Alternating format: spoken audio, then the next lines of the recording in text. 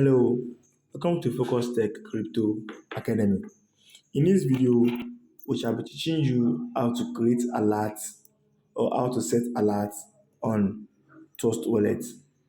Alert that will make you to be notified whenever a coin pump or whenever a coin dump.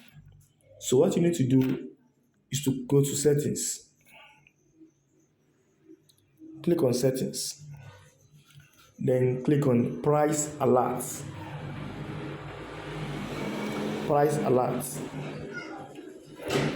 Now, you now tap the particular cryptocurrency that you wanted to activate its alert. For instance, I wanted to activate a price alert for Smart Chain. Then tap on Smart Chain. Then here you will see the price alert button. Then you activate it. So whenever the price of Smart Chain BNB increases or decreases, you'll be given a notification on your phone. So this is how to set alerts on Trust Wallet.